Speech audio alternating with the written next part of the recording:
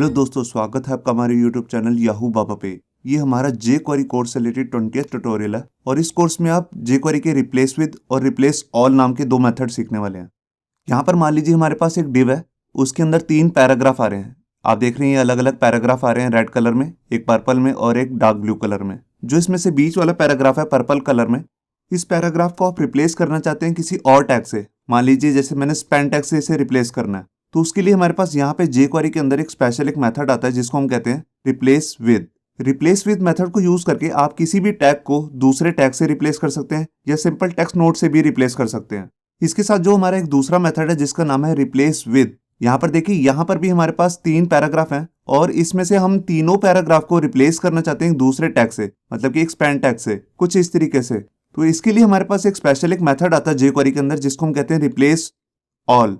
जो काम हम रिप्लेस ऑल में कर सकते हैं वही काम रिप्लेस विद में भी कर सकते हैं। इन दोनों में सिर्फ एक डिफरेंस होता है कि रिप्लेस जो ऑल होता है इसमें सिर्फ जब भी आप रिप्लेस करेंगे किसी टैग को तो दूसरे टैग से ही रिप्लेस कर सकते हैं, मगर जो रिप्लेस विद है उसमें आप टैग को भी रिप्लेस कर सकते हैं किसी दूसरे टैग से, साथ में उसकी जगह पे टेक्स्ट नोट को भी रिप्लेस कर सकते हैं। तो आइए देखते हैं ये डिफरेंस, इन दोनों को यूज कैसे करना है।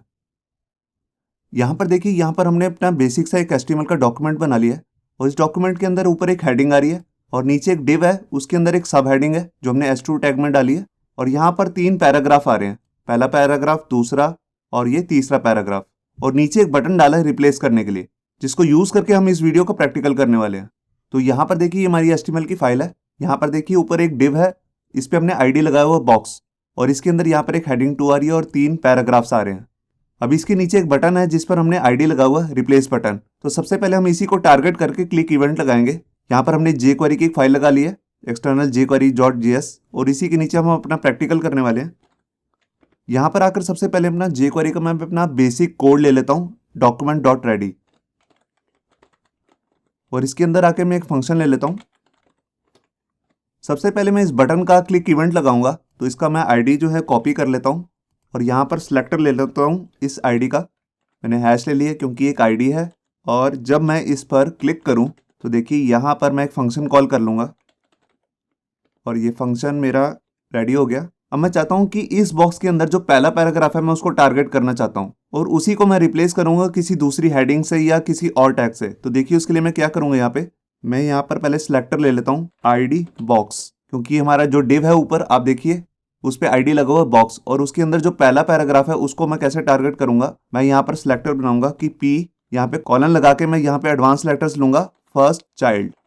ये देखिए कि बॉक्स के अंदर जो पैराग्राफ है वो पहला चाइल्ड, 3 पैराग्राफ है तो फर्स्ट वाले को जो टारगेट करना हमने यहाँ पर, तो उसके लिए मैं यहाँ पर लिखूंगा रिप्लेस विद।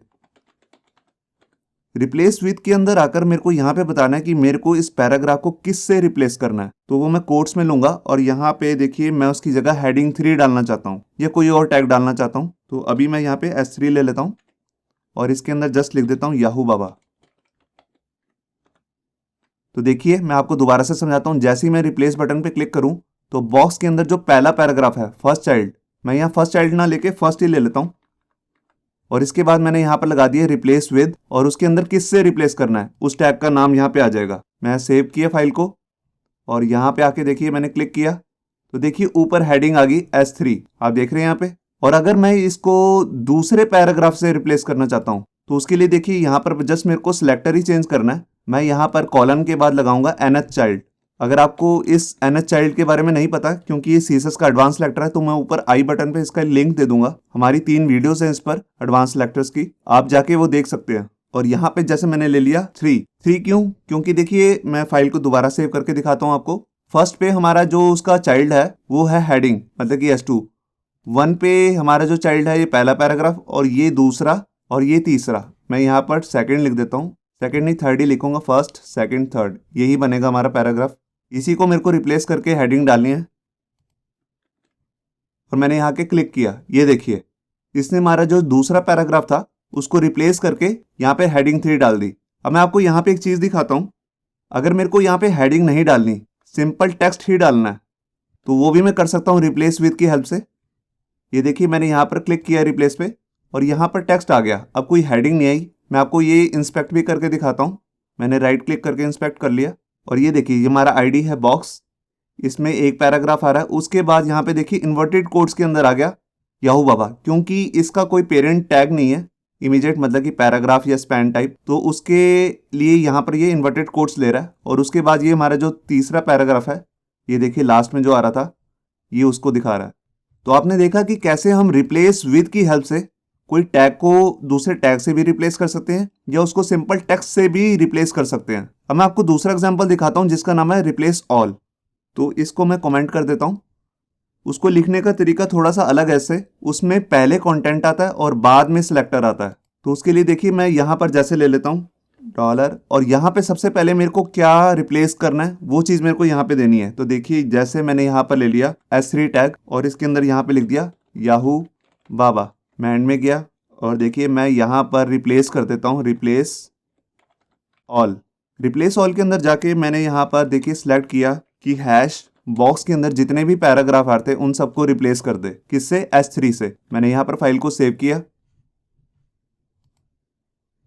और देखिए मैंने जैसे ही रिप्लेस पे क्लिक किया तो देखिए 3 हेडिंग्स आ गई यहाँ पे, S3 S3 S3, तीनों में याहू बाबा लिखा हुआ है। आप देख रहे हैं यहाँ पे मैं किसी एक हेडिंग को मतलब कि किसी एक पैराग्राफ को भी यहाँ पे रिप्लेस कर सकता हूँ, बिल्कुल वही तरीके से जैसे अभी हमने रिप्लेस विद के साथ किया था। मैं यहाँ पर ले लेता हूँ फर्स्ट, कि मतलब कि जो पहला पैराग्राफ है बॉक्स आईडी के अंदर उसको ये रिप्लेस कर दे। मैंने यहाँ पर फाइल को सेव किया, ये देखिए 3 पैराग्राफ आ रहे हैं, रिप्लेस किया तो देखिए इसने पहले पैराग्राफ को रिप्लेस कर दिया।